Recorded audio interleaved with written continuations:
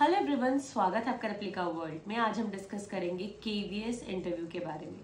मैं आपके साथ शेयर करूंगी अपनी केवीएस इंटरव्यू में की गई मिस्टेक्स। तो चलिए शुरू करते हैं।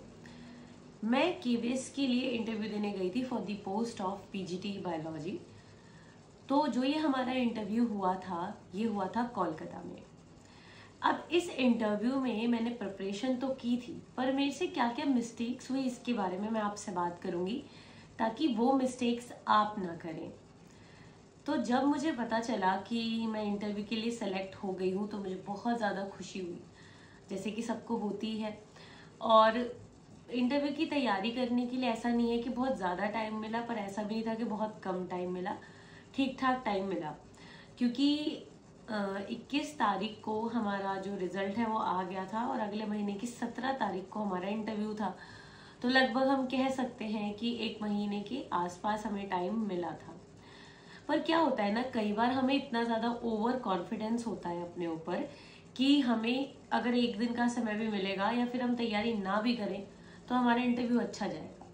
और ये जो ओवर कॉन्फिडेंस है, ये आता है कि अगर आपकी सब्जेक्ट की नॉलेज अच्छी होती है या आप काफ़ी दिन से पढ़ा रहे होते हैं और आपके फीडबैक्स भी अच्छे होते हैं, तो आपको लगता है कि अरे इंटरव्यू में मुझे क्या ज़रूरत है तैयारी की, और मैं तो बहुत अच्छा कर सकती हूँ।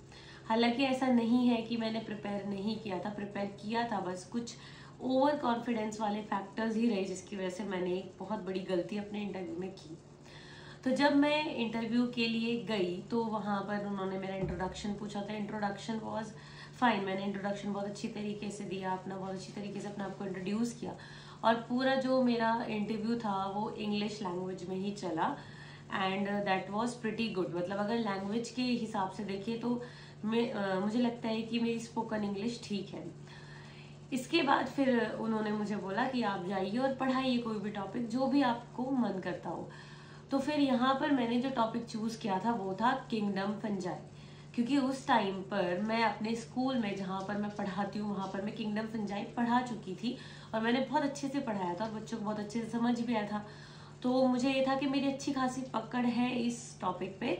और दूसरा, कहीं ना कहीं मेरा जो सोचने का तरीका था वो ये था, क्योंकि जो मेरा बैकग्राउंड है वो बायोटेक्नोलॉजी है, तो अगर मैं कोई बायोटेक का टॉपिक चूज करती हूँ, कोई अप्लाइड साइंस का टॉपिक चूज करती हूँ, तो फिर वो ये ना बोले कि ये टॉपिक भी तो मतलब आप माहिर ही होंगे, कुछ और पढ़ाइए। तो इसलिए मैंने बॉटनी का टॉपिक चूज किया था।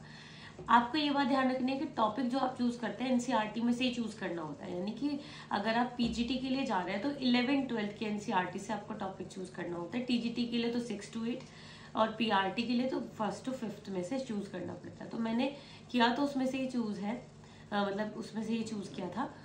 तो फिर मैंने पढ़ाना शुरू किया कि मेरी स्किल्स ठीक ठाक है पढ़ाने में, मैं सही पढ़ा लेती हूँ। तो मैंने पढ़ाया वहाँ पर अच्छा, I was quite confident about that. पर फिर जब मैं वहाँ पर आई और उन्होंने मुझे कहा कि ओके आप आ जाइए, फिर मैं आकर वहाँ पर बैठी। उसके बाद जो सब्जेक्ट एक्सपर्ट थी उन्होंने मेरे से क्वेश्चन पूछना शुरू किया, और सीरियसली उनके क्वेश्चन पूछते ही मेरे तोते उड़ गए।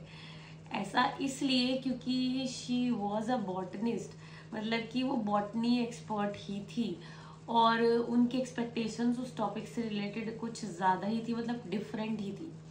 जो मेरी मतलब एक्सपेक्टेशन थी कि वो मेरे से ये पूछेंगे, उन्होंने वैसा कुछ भी नहीं पूछा।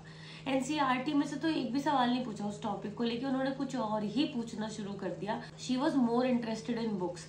उनका ज़्यादा ये था कि ये बुक किसने लिखी है, इस बुक में क्या है, और या कोई भी एक फंजाई की पर्टिकुलर बुक ये कब लिखी गई थी। मतलब इस तरीके के अटपटे सवाल उन्होंने मेरे से पूछने शुरू किए। उन्होंने मेरे से 2-3 सवाल ही पूछे, एंड आई वॉज लाइक कि मतलब मुझे पता लग गया था कि मेरा जो इंटरव्यू है it's not going into right direction. तो फिर मैंने उनको बोला कि ma'am I don't know about these books, you can ask me from the concept. आप मेरे से क्वेश्चन कंसेप्ट में से पूछ लीजिए। फिर उन्होंने कंसेप्ट में से पूछे, मतलब फंजाई के, तो मैंने उनको बता दिया। बट वो बुक्स में बहुत ज़्यादा इंटरेस्टेड है। फिर वो बड़ी मुश्किल से उस टॉपिक से निकली 3-4 सवाल पूछ के, और वो 3-4 सवाल ऑनेस्टली मैं नहीं बता पाई क्योंकि वो सवाल ही इस तरीके के थे। तो उसके बाद फिर उन्होंने मेरे से और क्वेश्चन पूछे, जैसे बायोटेक्नोलॉजी से, इकोलॉजी से, और भी बॉटनी से और भी सवाल पूछे। तो वो मैंने बहुत अच्छा दिया। उसके बाद मैं किसी भी चीज़ में नहीं रुकी। उसके बाद जो बाकी के लोग थे पैनल में, one was a psychologist and other were males. There were 4 members in the panel, जिसमें एक सब्जेक्ट एक्सपर्ट थी, एक साइकोलॉजिस्ट थी और 2 मेल्स थे। तो उन सब ने मेरे से बाकियों ने सवाल पूछे, उसके आंसर्स मैंने बहुत अच्छे दिए। पर इंटरव्यू मेरा मुझे लगा ठीक हुआ, बट कहीं ना कहीं वो माइनस पॉइंट रहा, क्योंकि सब्जेक्ट एक्सपर्ट को इम्प्रेस करना एक बहुत बड़ी चीज़ होती है। बट कहीं ना कहीं जो 2-3 चीज़ें मैं नहीं बता पाई, तो मुझे लगा कि शी वॉज अनहैप्पी। तो वहाँ मैंने ये चीज़ रियलाइज़ की कि आपको ज़्यादा भी दिमाग नहीं लगाना चाहिए। जिस चीज़ में आप बहुत ज़्यादा स्ट्रांग हो वही आपको डेमो के लिए लेकर जाना चाहिए। अब वो कितना भी फिर वहाँ पे ये बोले कि ये नहीं, तो कितने टॉपिक्स को वो मना करेंगे। आप अपने डोमेन का ही टॉपिक लेके चलें।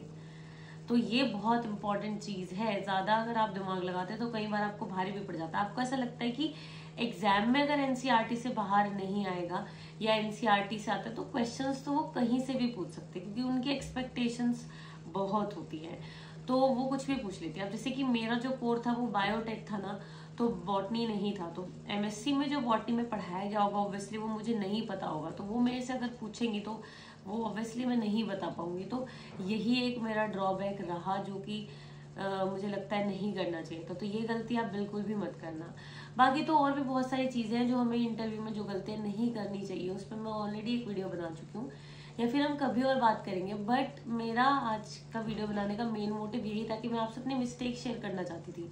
यही है कि डेमो के लिए जो भी आप चूज करें वाइसली चूज करें। अब जैसे कि प्राइमरी के लिए भी इंटरव्यूज स्टार्ट होंगे, तो प्लीज प्राइमरी वाले जितने भी कैंडिडेट्स हैं वाइसली अपनी जो भी डेमो के लिए आप पोएम या स्टोरी जो भी आप चूज करते हैं वाइसली चूज करें उसको।